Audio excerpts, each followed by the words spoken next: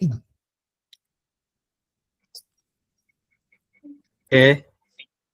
terima kasih. Selamat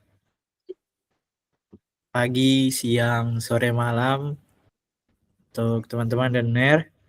Jadi pada kesempatan ini kami dari kelompok kami akan mempresentasikan tugas mata kuliah kami Arsitektur dan Organisasi Komputer dengan judul Monitoring dan Evaluasi Keandalan Sistem Komputer dan Jaringan.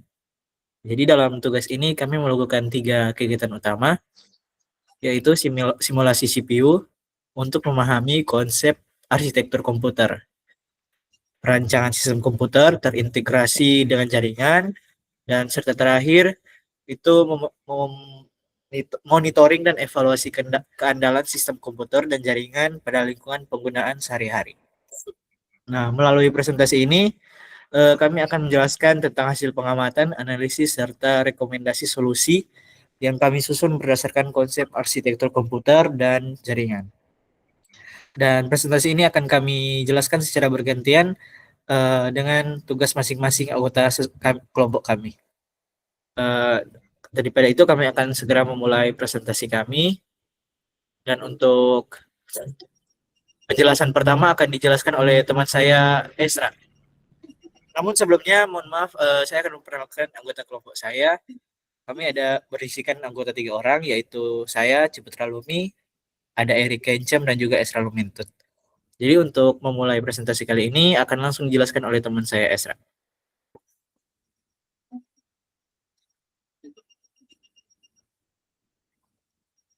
Kepada Esra, silakan.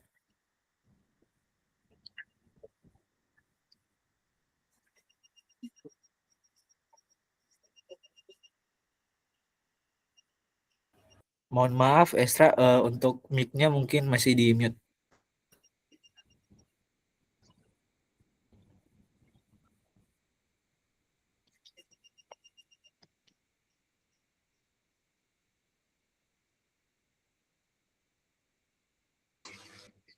Baik,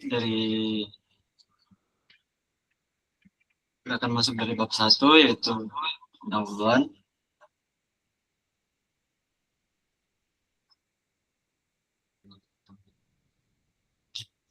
Yang pertama yaitu latar belakang.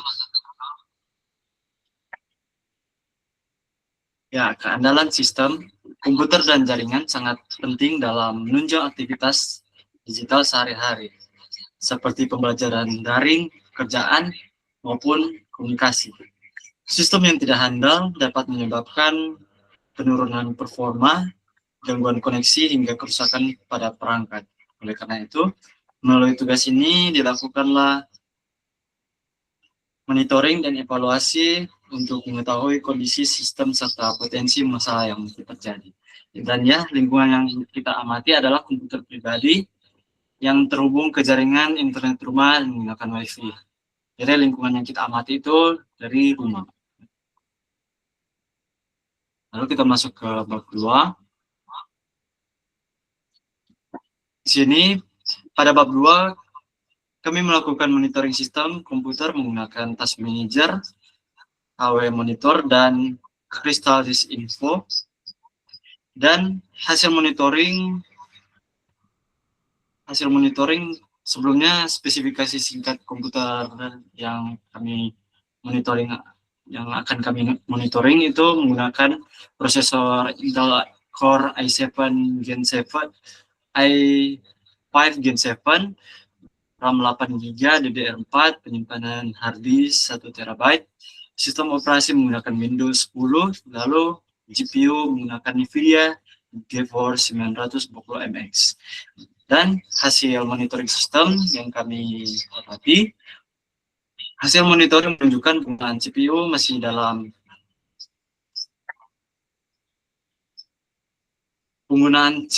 dalam batas wajar, namun dapat meningkat cukup tinggi dalam saat multitasking. Jadi kita bisa lihat dari sini dalam keadaan idle ini masih berjalan normal. Lalu untuk yang ke RAM usage itu penggunaan RAM mencapai hingga 60-85%, yang menandakan kapasitas memori mulai mendekati batas optimal. Jadi bisa kita lihat di sini dari gambar ini. Namun lalu pada disk health di sini hasil pemeriksaan kristal disinfo menunjukkan status good dengan temperatur suhu masih di batas wajar. Media penyimpanan masih menggunakan hard disk dengan di sini dengan throughput yang bisa dibilang masih relatif rendah dibandingkan SSD, sehingga berpotensi menjadi bottleneck. Lalu dari sisi temperatur di sini bisa kita lihat suhu CPU masih aman, namun bisa dibilang masih sudah mendekati batas optimal saat beban tinggi. Namun secara umum, analisis keandalan sistem komputer ini secara umum komputer masih cukup handal untuk penggunaan harian. Lalu untuk bab 3 akan dilanjutkan oleh Eric Orlonevinto.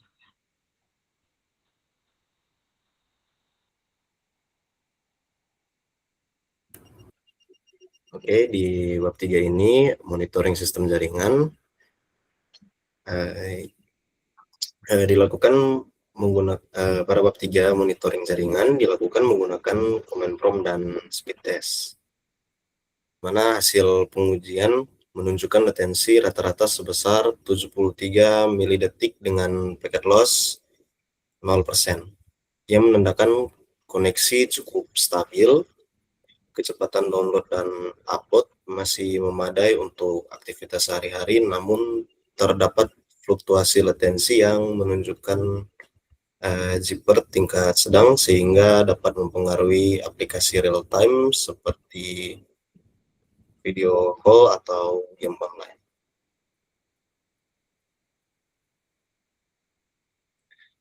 Jadi ada juga analisis kestabilan jaringan, itu berdasarkan hasil pengujian jaringan tergolong cukup stabil untuk penggunaan sehari-hari dengan packet loss 0%, namun adanya zipper sedang dapat mempengaruhi aplikasi real time seperti video call atau game online.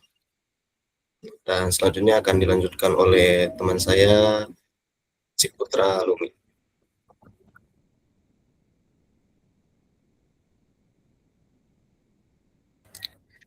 Oke, baik, kita masuk ke dalam bab 4.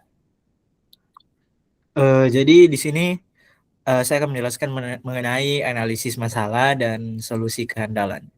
Jadi pada bab 4 ini telah dilakukan analisis secara menyeluruh terhadap potensi masalah yang mengaruhi keandalan sistem komputer dan jaringan berdasarkan hasil monitoring dan pengujian yang telah kami lakukan sebelumnya.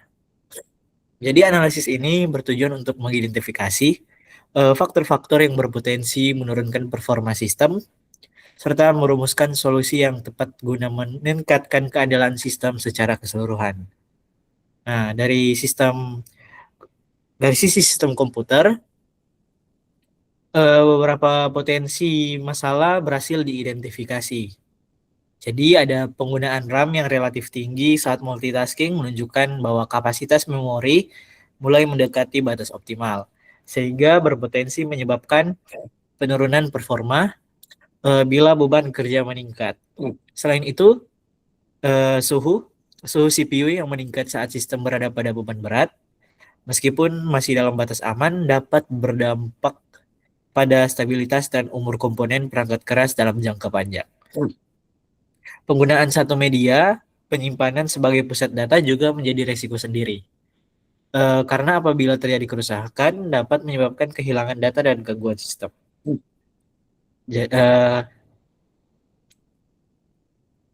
Kemudian jadi sebagai upaya perbaikan, solusi yang diusulkan untuk meningkatkan keandalan sistem komputer meliputi upgrade kapasitas RAM agar sistem mampu menangani multitasking dengan lebih baik.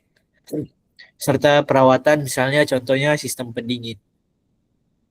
Juga untuk membersihkan kipas dan mengganti thermal pass. Jadi guna menjaga suhu CPU tetap stabil dan menjaga mencegah yang namanya thermal throttling. Oke, sekarang dari sisi sistem jaringan, analisis menunjukkan adanya beberapa kendala yang dapat mempengaruhi kualitas koneksi. Penurunan kecepatan jaringan pada jam sibuk mengidentifikasikan adanya kepadatan penggunaan bandwidth. Sementara gangguan sinyal Wi-Fi dapat disebabkan oleh jarak, hambatan fisik, atau intervensi dari jaringan lain di sekitar. Oke, selain itu, penggunaan router bawaan ISP dengan spesifikasi terbatas juga berkontribusi terhadap menurunnya performa jaringan. Terutama ketika harus melayani banyak perangkat secara bersamaan. Untuk mengatasi masalah ini, ada beberapa solusi yang direkomendasikan, antara lain meliputi pengaturan channel Wi-Fi, penggunaan jaringan 5 GHz, juga ada serta penggunaan LAN atau repeater. Oke, terima kasih.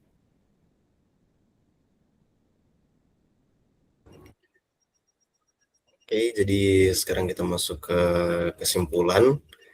Jadi kesimpulannya itu sistem komputer dan jaringan yang diuji masih tergolong cukup handal untuk penggunaan sehari-hari. Namun terdapat beberapa potensi masalah yang dapat mempengaruhi keandalan jangka panjang. Dengan melakukan monitoring secara berkala dan menerapkan solusi yang tepat, performa dan stabilitas sistem dapat ditingkatkan. Demikian presentasi dari kami. Terima kasih atas perhatiannya.